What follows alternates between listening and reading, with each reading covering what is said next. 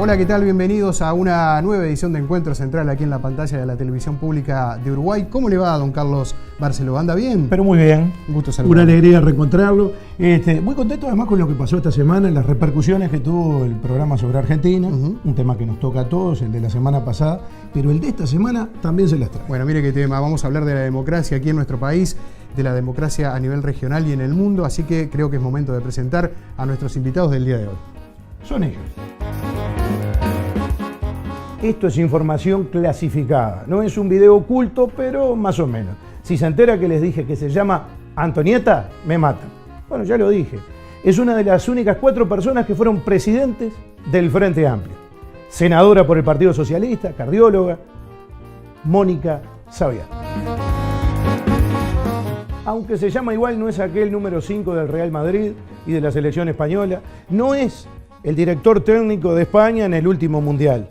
Causó sensación en todo el país con una serie de imágenes gigantes que lo promocionaban como candidato a la vicepresidencia. Llegó a ser vicepresidente de la República, Luis Hierro López. Sindicalista de muchos años. Fue secretario general de AEU. Admira la figura del Pepe Valle. No es afrodescendiente, pero es negro. Manuel Negro. Bueno, ya fueron realizadas las presentaciones de rigor, así que abrimos la mesa aquí en Encuentro Central. Les prometo que el café de verdad por ahora no ha llegado, pero lo vamos a tener para degustar. Bienvenida, bienvenido. Muchas gracias. Luis, ¿qué es de su vida en estos momentos? Sabemos que, bueno, alejado de la desayuno política y ceno política. O sea que es un vicio no se puede abandonar. Por suerte, es una vocación. Es una forma de vida, quien quiere esto. Después hay personas que entran y salen de la vida política, pero es como la vida sindical. Uno ofrece lo mejor de su tiempo, de su horario, de su vida, y bueno, yo, pese a que no tengo cargo alguno ni ninguna representación, bueno, tengo el espíritu de lucha, de trabajo, y organizo cursos para los muchachos jóvenes, voy a los actos, ahora cuando estamos viendo esto, tengo un acto esta noche, digo, ¿qué? Es la vida misma. Claro, uno no tiene la vocación lo tiene a uno totalmente agarrado, ¿no?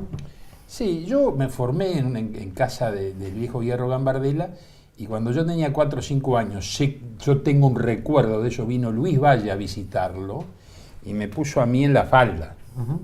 Me vacunó para el resto de la cosecha.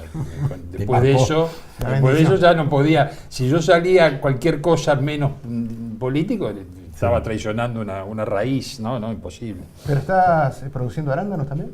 No, ya dejé, me fundí como todo el mundo, sí.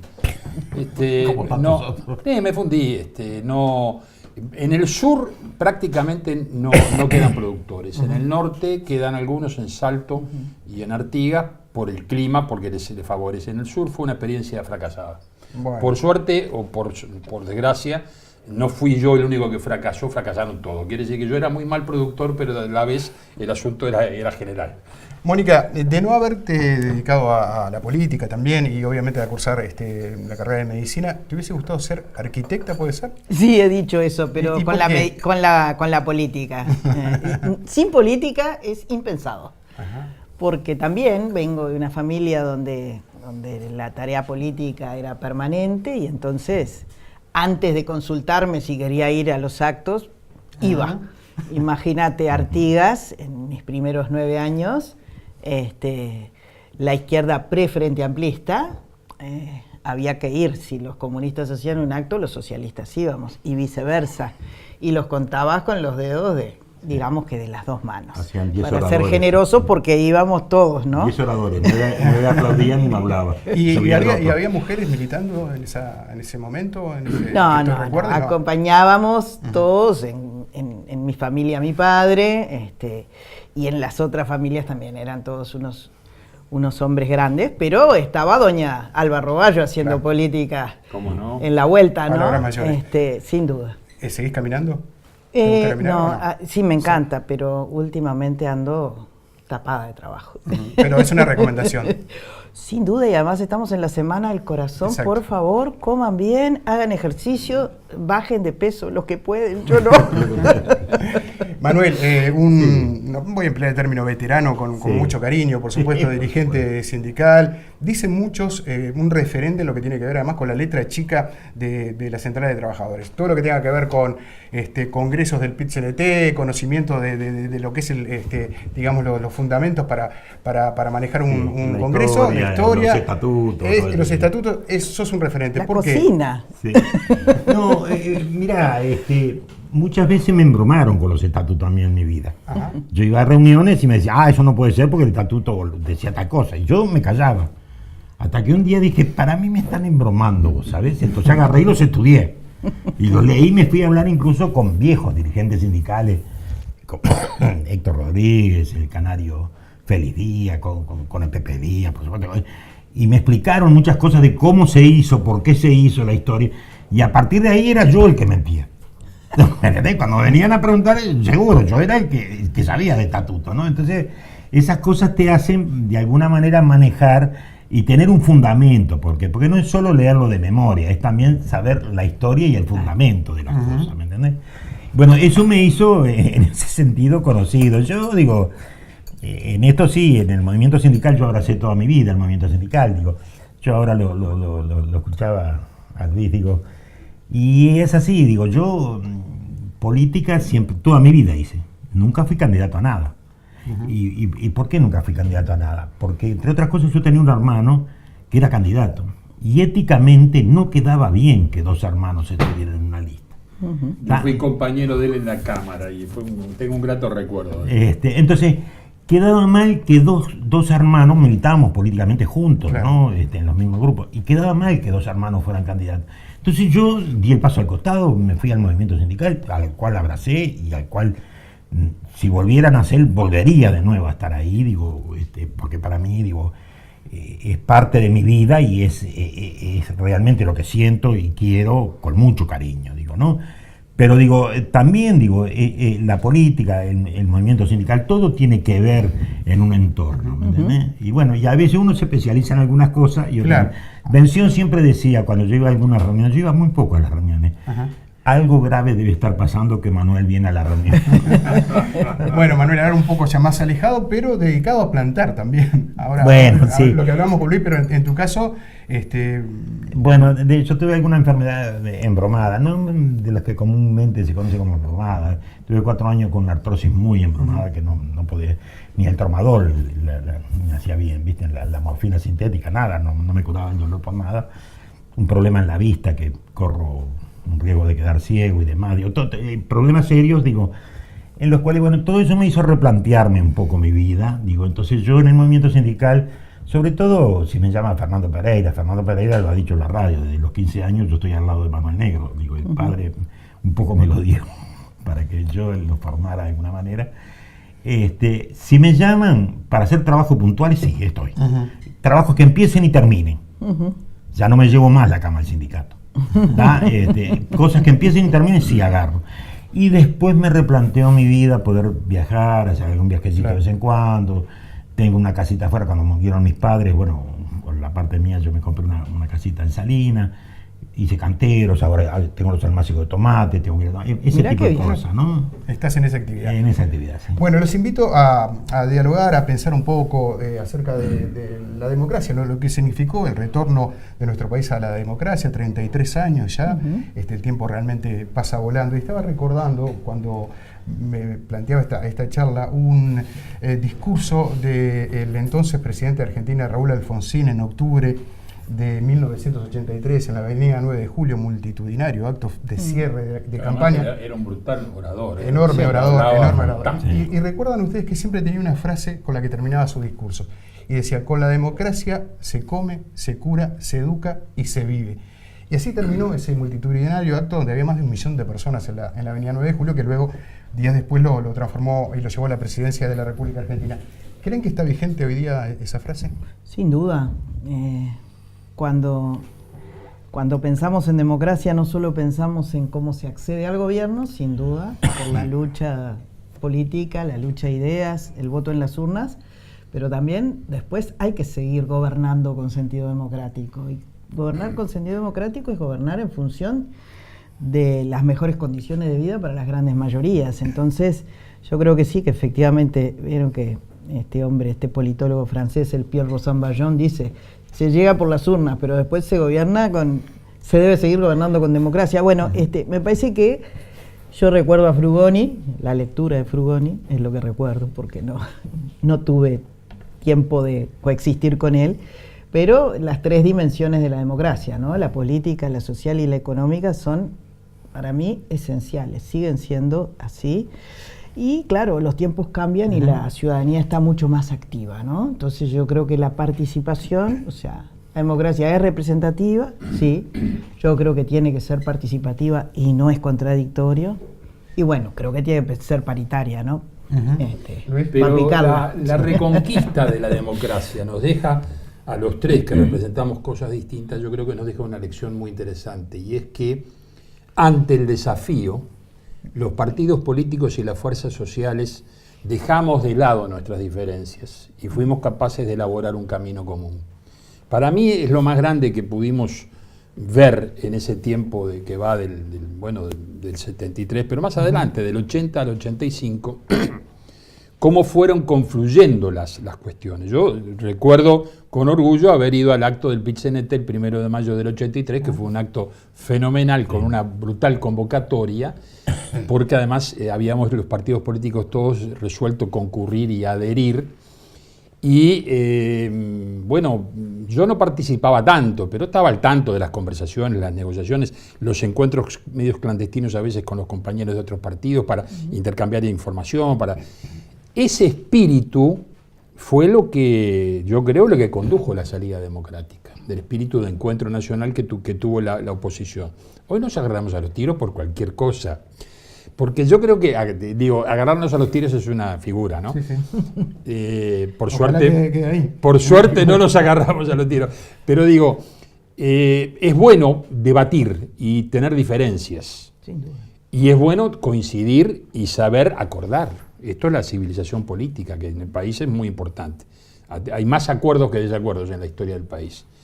Pero la lección del 83 al 85 es una lección de así como Wilson decía, gobernabilidad, acordabilidad, hacer acuerdos para ir adelante. Es muy importante eso. Ojalá pudiéramos algo de eso hacerlo ahora. Ojalá. Ojalá. Manuel. Mira, yo creo a veces la democracia, como todas las cosas, a veces uno lo va mirando, es como una estrella, ¿no? Lo va mirando desde una punta, lo va mirando de otra. Yo lo miro desde el punto de vista de una persona que vive el movimiento sindical, y siempre de alguna manera somos minoría en el mundo. Nos ha tocado en la vida ser minoría, y bueno, y convivimos en una democracia. Entonces, lo primero que siempre yo reivindico es que si no hay democracia, no existe el movimiento sindical, no existe la concordancia, no existe el acuerdo entre nada.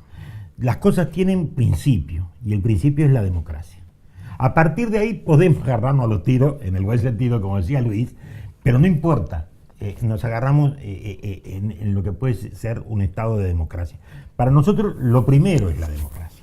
No existe otra cosa, otro objetivo que no sea la democracia. Y existe la divergencia. Y existe también el poder convivir. Yo creo que este país ha tenido una larga historia, de más de un siglo, no estoy hablando, de convivencia democrática dentro de la sociedad. De presidentes que caminan por la calle, de todos los partidos políticos, no de uno solo.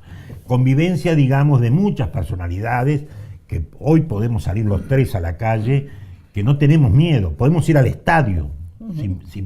Yo no voy más, pero por otro tipo de violencia. Nos bancamos.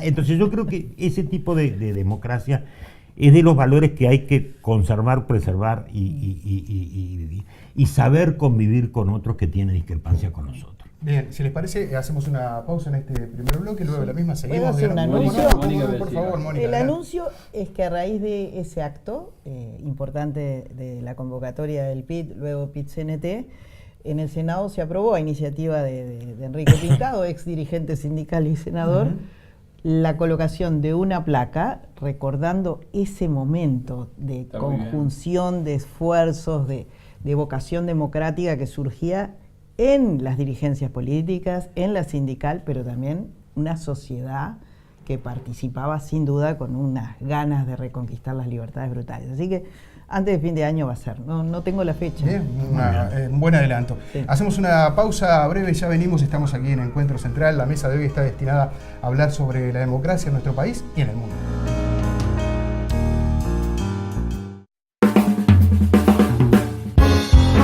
Venía preciosa la conversación, construyendo un diálogo fraterno, cuando de repente Hierro López dice, y si había que arreglarlo a los tiros, lo arreglábamos a los tiros. Pepe Sena como que se atragantó con el café diciendo que no le haya dicho algo que le parezca mal a nuestro invitado, cuando entonces Hierro aclaró que era solo un eufemismo. Lo cierto es que seguimos construyendo diálogo en democracia en Encuentro Central. Interesante diálogo en este primer bloque donde surgieron muchas coincidencias y de eso se trata también. Cuando quieran y siéntanse libres además de opinar en esta mesa, que de eso se trata, ¿no? Distintos observadores internacionales coinciden en que la democracia uruguaya tiene una fortaleza bien importante en la región, particularmente en América Latina. Hablan de la fortaleza del sistema político, de la dirigencia sindical, de tener una central única de trabajadores, entre otras cosas. ¿Coinciden ustedes con ese diagnóstico y hasta qué punto esto hoy día sigue siendo así? Yo creo que sí, más allá de que hay nubarrones, ¿no? Hay nubarrones, sí. Que nosotros y Canadá seamos las democracias más consolidadas, que en el mundo, en la región y que en el mundo seamos también de un grupo de países que tienen democracias fuertes, obviamente que nos enorgullece. Ahora, vivir en el continente más desigual, vivir en el continente más violento, me costó convencerme de eso, no podía creer, entonces me dijeron, sí, las ciudades más violentas en varias decenas se encuentran en este continente. Y yo, que he tenido la oportunidad de visitar otros continentes, Asia, África, no podía dar crédito a eso, pero efectivamente, y creo que tienen relación, ¿no? Esa desigualdad, siendo ricos, ¿no? Desigualdad en la distribución, con esto de también la violencia. ¿Y cuál es el tema? Crece increíblemente en una región que va para 4 décadas de democracia, que ya está en la 4ª década de democracia, gente que dice, bueno, preferiría que volvieran los militares, porque hay menos corrupción, porque la democracia es cara. Entonces, esas cosas que además están pasando en nuestro país, que también pasan en mucho menor grado, pero pasan. Y me dicen que la última, perdón la interrupción, la última encuesta del Latinbarómetro, que supongo que es una cosa que se hace bien, marca que en Uruguay, precisamente en la última encuesta, 30%. Creció la cantidad de personas que no cree en la vía democrática y que cree que podría vivir mejor en un régimen militar. Sobre todo ante la pregunta de la seguridad, ¿no? Sí. Con los milicos claro, con los milicos no volaba una mosca, como para que los chorros nos asaltaran en la esquina. Entonces, eso es preocupante. Y además alcanzaba con muchos de ellos para robar. ¿Vos sabés que, ¿por qué, Manuel? Vos sabés que yo creo en las encuestas, digo, que es la fotografía de ese momento. Es el momento, sí. Puede pasar otra cosa, cualquier tipo de cosa. Pero también las encuestas a veces depende cómo la pregunta incide. Incide mucho. En la respuesta. Cuando un país como el nuestro, que tiene una larga tradición de esto, y fue el primer país en el mundo que le gana un plebiscito a una dictadura, porque es el primer país en el mundo que le gana un plebiscito a una dictadura, y donde los altos grados de participación, este país tiene una larga historia. Acá nos juntamos 10 personas en el barrio para hacer un club de bocha y decimos, vamos a nombrar a las autoridades. Fulano va a ser el presidente, el secretario general, el tesorero, y los otros 7 vamos a ser... pero hay que votar. Entonces traemos una caja de zapatos, ponemos los 10 nombres que somos, porque no somos más de 10, y salimos los 10 electos. Esa es la historia y la tradición del país. Y yo creo que esa historia y esa tradición se mantiene muchas veces. Que puede haber determinados fenómenos que en algunos campos nos haga, sí, como fenómenos como apareció la violencia en el fútbol, por ejemplo, digo, fenómenos que aparecen en la sociedad que son difíciles de afrontar y hay que ver cómo de alguna manera. Con la capacidad de corrupción que tiene el narcotráfico. Con la capacidad de corrupción. Que corroe la policía, corroe la justicia, eventualmente corroe a los propios partidos políticos. Y con algo distinto que tenemos nosotros. Yo creo, sin temor a equivocarme, que de las conocidas como conocidas democracias en el mundo, solo 6 o 7 tienen la proporcionalidad. Para nosotros sería imposible pensar un país que no sea proporcional.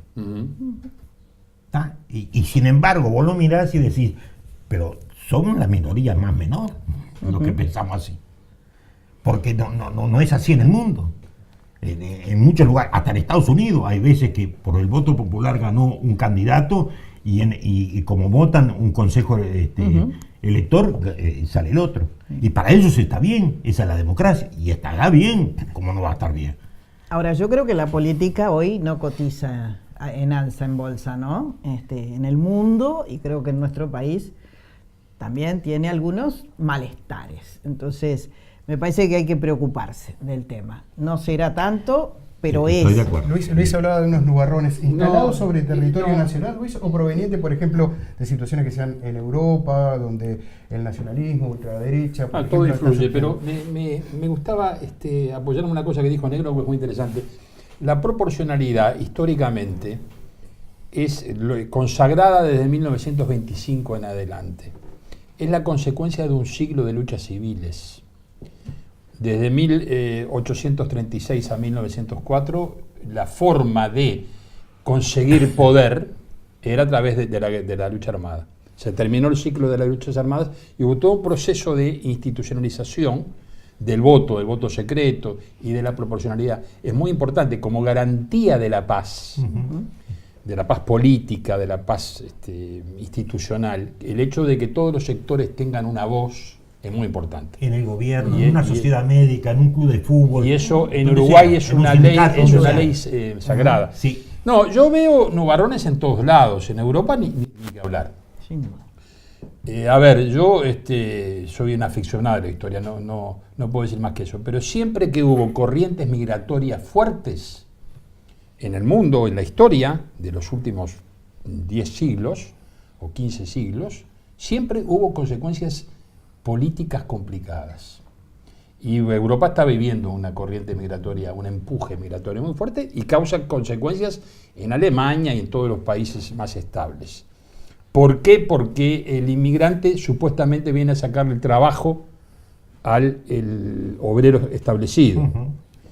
Y se está dando el fenómeno que los trabajadores sindicalizados en Europa, tú lo sabrás mejor que yo veo la prensa nomás, se vuelcan a los partidos de derecha, que son los que dicen que van a cortar la migración. Y acá, en muy pequeña escala, yo digo por lo que uno ve en las redes sociales, por lo menos en la red que yo frecuento, hay una reacción contra los venezolanos que vienen a trabajar a Uruguay. Hoy de mañana yo me peleé cortésmente con una amiga de Facebook que insultaba a los venezolanos y yo dije, pero caramba, todos somos hijos y nietos de inmigrantes en este país. ¿De qué me estás hablando? El Uruguay es producto de la inmigración y tenemos que defender eso como una bandera nacional.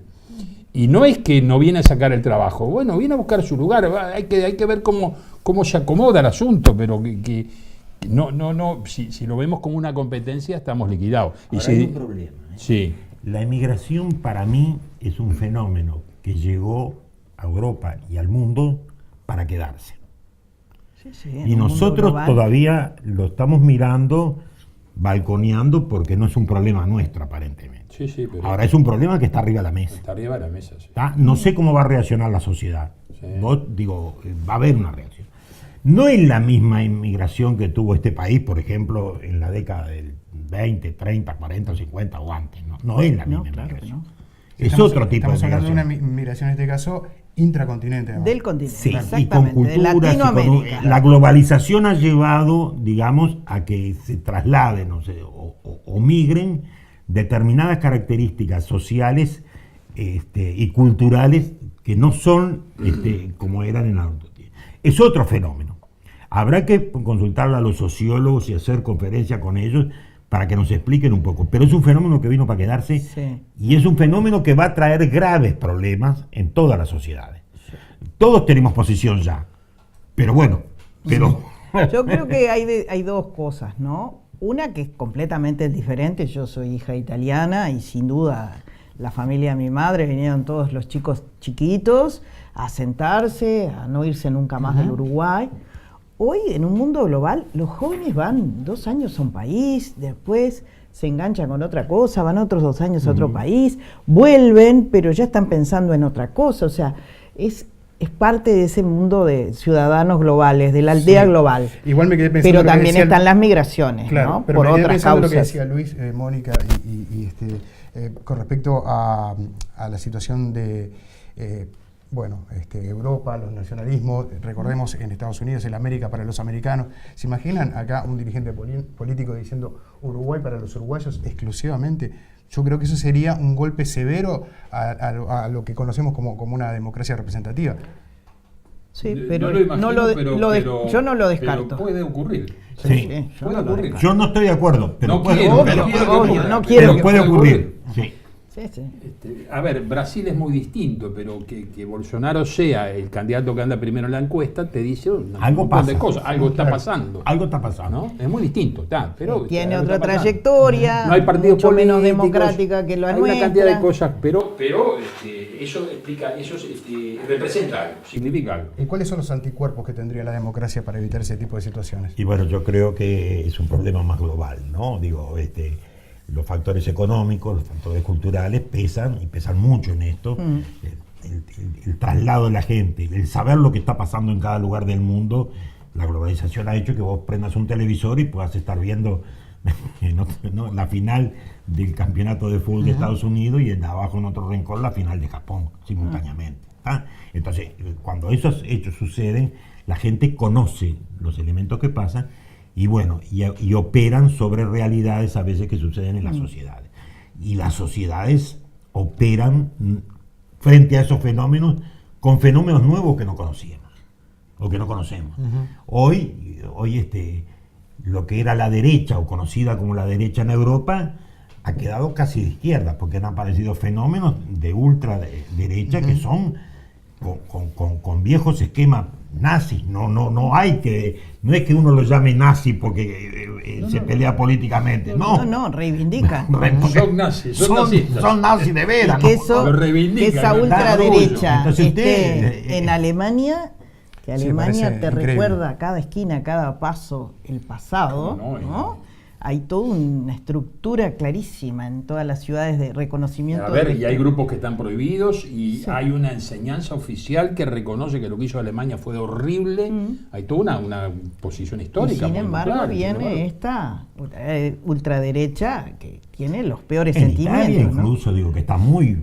En Noruega, ¿eh? Sí. En Noruega, primer democracia en ese ranking que hay mundial, y sin embargo es un gobierno de derecha, un gobierno que no quiere la migración. Entonces, digo, con relación a la teoría tuya, que yo creo que es así, pero justamente lo que hay es un avance.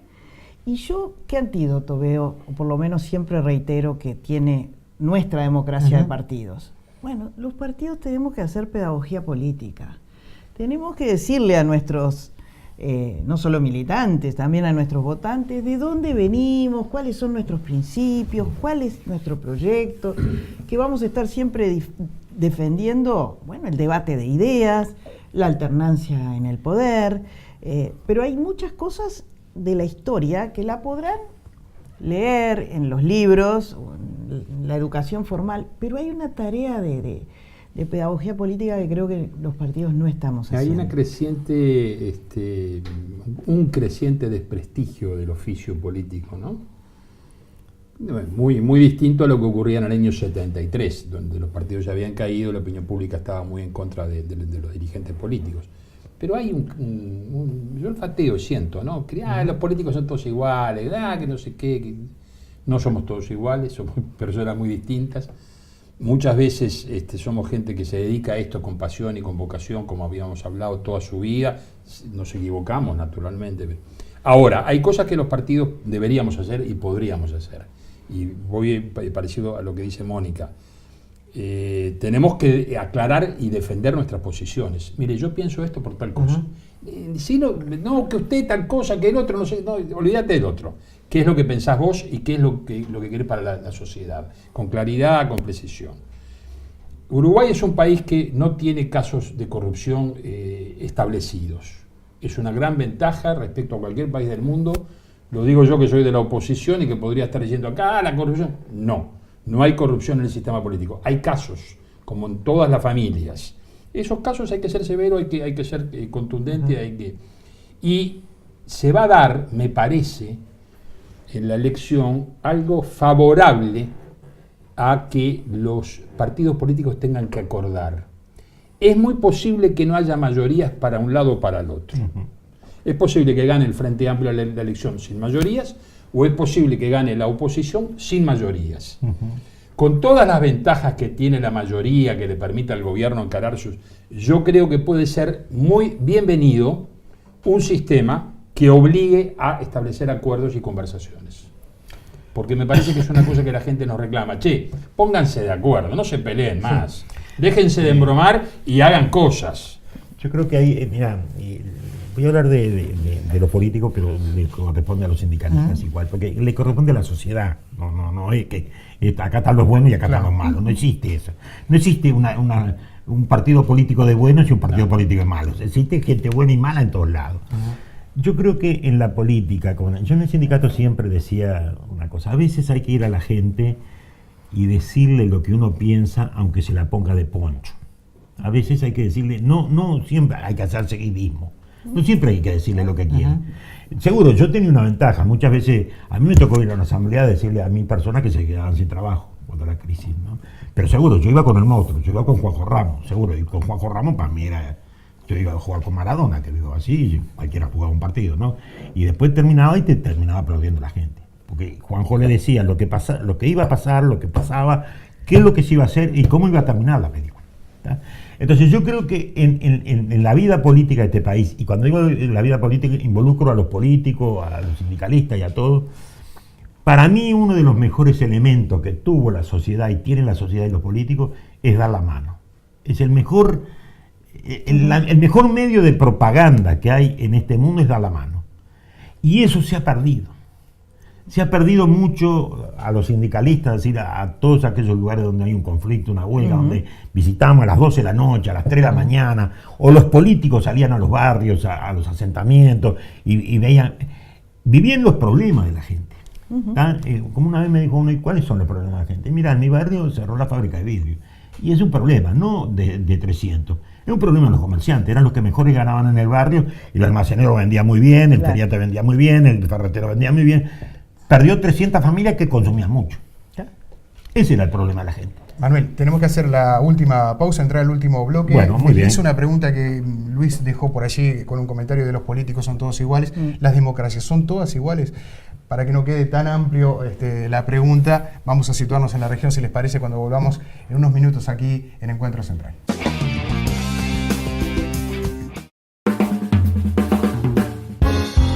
Destacaban todos los lindos de poder expresarse juntos, estar juntos hablando, y empezamos a recorrer el mundo. Empezamos a ver otros países, dan ganas de quedarse por acá, a veces, y seguir disfrutando de encuentros como este, y poder seguir diciéndole al otro que no opinamos exactamente lo mismo, pero que estamos juntos, en la misma mesa, como esta noche.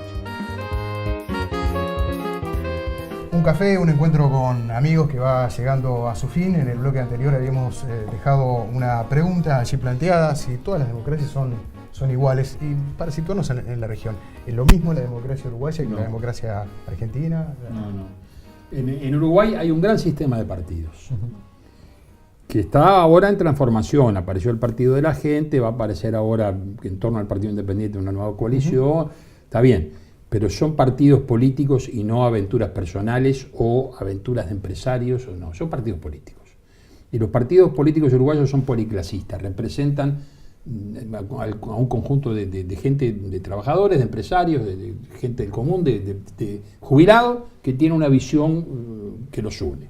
Esto es muy importante. En Argentina hay peronismo y todo lo demás, que no se sabe qué es. Y el peronismo. Bueno, en Brasil no, en Brasil. El peronismo. El peronismo Eso que vos ves y son los primos del peronismo. Ahí está. Y en Brasil no hay partidos políticos. En Brasil se pasa un candidato de un partido al otro y no pasa nada. Y vuelve a ser el partido original. No hay partidos políticos, no hay una tradición de partidos políticos. La democracia uruguaya yo creo que es muy especial y por eso es muy fuerte. Claro, y un pueblo con tradición democrática también, Sin no duda. solamente los Y partidos. organizaciones sociales, sin duda que tengamos una gran central sindical y otro tipo de organizaciones sociales, el cooperativismo de vivienda, el cooperativismo de ayuda mutua, los estudiantes. Creo que tenemos esa tradición que además abarca de manera muy amplia todo el mundo. Ahora, yo quiero decir una cosa. Hoy el crimen organizado, las nuevas modalidades de delitos en el mundo están utilizando la política para infiltrarse y para, bueno, desde ahí corromper, como decía Luis al principio, ¿no? Estamos todos convencidos de que es así. Nosotros estamos pretendiendo que haya un ayornamiento de la ley del año 2008 sobre financiamiento de los partidos políticos. Creemos que es muy importante. Hay que curarse, hay que prevenir para no necesitar curarse después. Y siempre echa la ley, echa la trampa, sí, claro. El crimen organizado muta permanentemente su forma de actuar y por tanto las formas de prevenir la institucionalidad democrática también tienen que estar muy atentas a esto. Yo cruzo los dedos para que efectivamente podamos tener la ley de partidos políticos modificada en este periodo porque creo que nos prevendría de muchos ¿Afianza los cimientos democráticos? Sin duda. Yo creo que la democracia, que hay en este país, no son todas iguales, vuelvo a decir lo mismo, no quiere decir que la nuestra sea la mejor, para nosotros sí, para otros será la que tienen, no. Es como los estados religiosos, bueno, hay países en el mundo que tienen 4 mujeres, qué horrible, decimos, bueno, pero tienen su cultura y la mantienen, yo qué sé. Yo lo que digo que acá en esta sociedad, una de las cosas que nos ha fortalecido y que nos tiene que seguir fortaleciendo, no es cada 5 años ir y poner una lista en un sobre y tirarlo adentro de una urna. Eso no es democracia. Eso es una parte, un hecho de la democracia. La democracia es la vida de todos los días de los ciudadanos, donde los sindicalistas se juntan y fuerzan y presionan al gobierno por tales cosas, donde los empresarios se juntan y fuerzan, y donde la asociación rural se junta y fuerza, donde la iglesia se junta y quiere poner una estatua en tal lugar y fuerza a los políticos, donde todo el conjunto de la sociedad, en el buen sentido, sin malos hábitos, trata de buscar cómo incidir en la sociedad para lograr un mejor estado de cada uno de los sectores y tener una sociedad justa que va equilibrando todos esos sectores. Me parece que ese es uno de los factores que, sin quererlo o queriéndolo, o parte de lo habitual, ha logrado esta sociedad uruguaya durante más de un siglo, ¿tá? O sea, vastos sectores, importantes sectores de la sociedad operan sobre el ámbito político, operan fuertemente para llevar adelante sus reivindicaciones, y bueno, y cómo el ámbito político y la sociedad va sobrepesando para poder caminar en un ámbito de no dejar a nadie. ¿Te puedo agregar una cosa en esa? Sí, no, perdóname. No, comparto todo eso. Trata. Medios de comunicación plurales. Bueno, eso también. Sí. Detalle. Sí, no, está bien. Yo creo que lo son. Bueno, los ¿Vos medios... crees que no? Los medios son plurales. Seguramente, si tú ves los informativos, un día hay más intervención de tales y cuales que de tales y cuales otros, pero todo el mundo creo que tiene acceso. Hay un tema principalísimo en lo que preguntabas, que es la educación. José Pedro Varela, hace más de un siglo, nos dijo, para formar la república hay que educar republicanos. Y la educación es muy importante. La educación es muy importante para todo, es muy importante para la vida personal de cada uno de los muchachos. A ver, que no sean niní, que tengan un oficio, una ingeniería, una cosa para defenderse en la vida. Pero además, la educación en los valores, en el respeto al otro, en la vida democrática, en la formación de la opinión, en la tolerancia, que es la prenda de la paz de la democracia, ¿verdad? Si estoy en contra de Mónica porque es mujer, y de aquel otro porque es gay, y de aquel porque es negro, y lo discrimino porque es judío, ojo, se termina la cosa ahí. Sí. Y eso es la sociedad uruguaya. Lo que ha tenido la sociedad uruguaya de fantástico es esa amalgama que no podemos perder y que tenemos que defender mucho a diario, ¿no? Sí, las redes sociales son un cultivo de alguna manera también de estas cosas. Tienen sus cosas buenas, por supuesto, claro que sí, pero nos muestran un Uruguay muy diferente, por lo menos quienes están detrás de determinadas Últimamente cuentas, ¿no? se ha notado una cosa mucho más virulenta. Primero porque, están estas nuevas cuestiones, de las noticias falsas, No, seguro. de los que no son personas reales y te contestan Yo agresivamente creo que hay un mensaje. espectro de gente que no puede expresarse como lo estamos haciendo nosotros acá, producto o que son empresarios y bueno, no podrían hacerlo porque o tienen otras actividades que no le permitirían dar libremente su opinión porque pueden ser sancionados o mal vistos. Y entonces escriben con Napoleón V y bueno, ponen lo que piensan en las redes sociales. Hay algunos que es su forma de poder manifestarse que no somos nosotros. Nosotros sí podemos decir lo que se nos ocurre porque estamos en esta sociedad. Otros no, producto de su vida que eligieron, yo no lo cuestiono.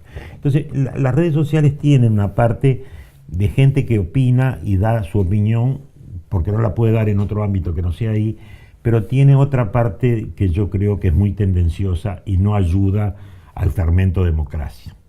Realmente ataca determinados sectores de la base de lo que son la democracia con versiones erróneas o fuera de lugar, como, yo qué sé, lo hemos visto, a un tipo le dijeron que andaba raptando a un niño y el tipo tuvo que aclarar porque le iban a prender fuego el auto. Porque le creyeron más a las redes sociales que al vecino que tenía el auto ahí en la puerta de la casa. Entonces me parece que esas cosas no son las mejores. Por eso digo, son elementos de la democracia que hay que saber usarlo y no todo el mundo sabe usarlo. Sí, sí.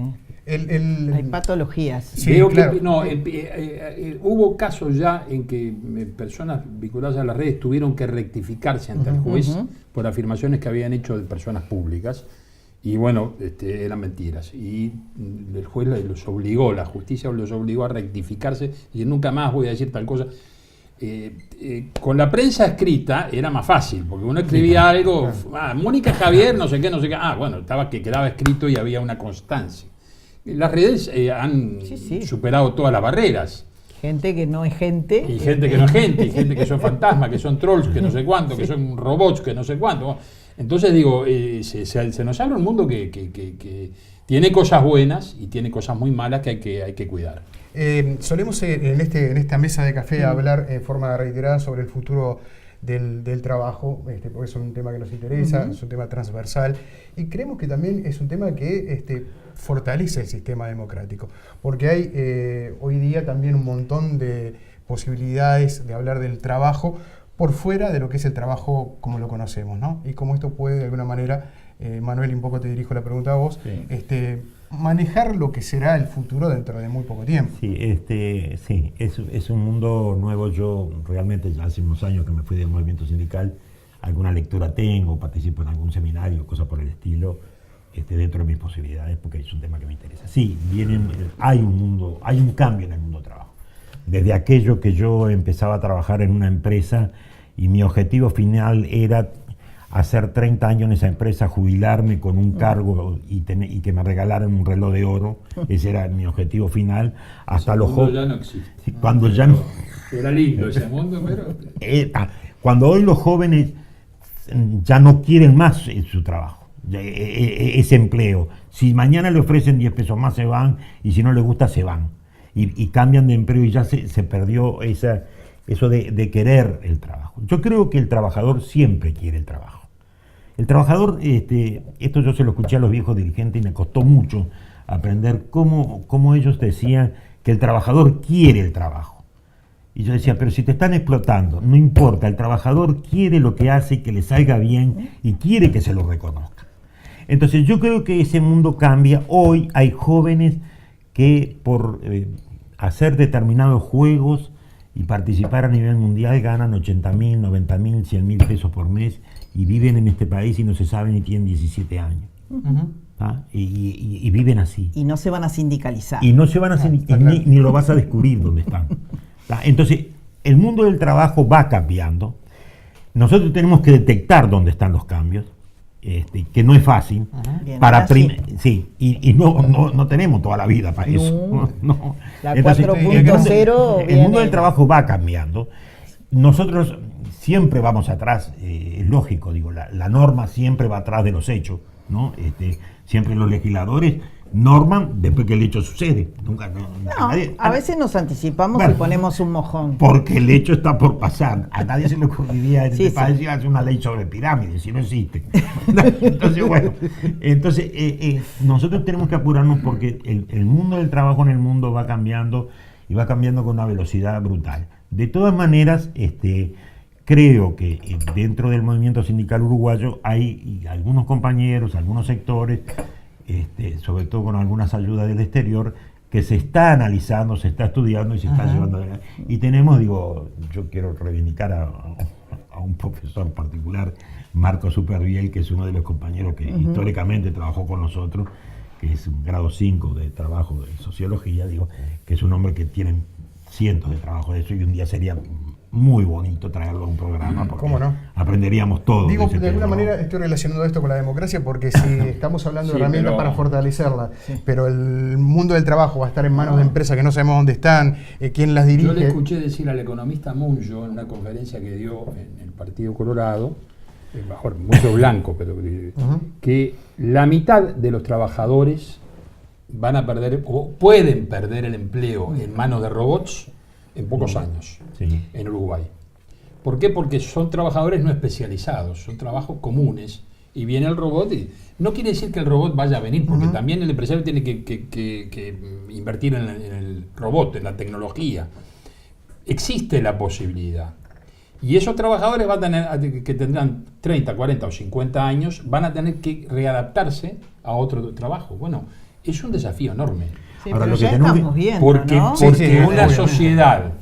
Una sociedad con alta desocupación o desempleo o baja calificación o bajo salario por baja calificación, es una sociedad en donde la democracia corre un poquito más de riesgo.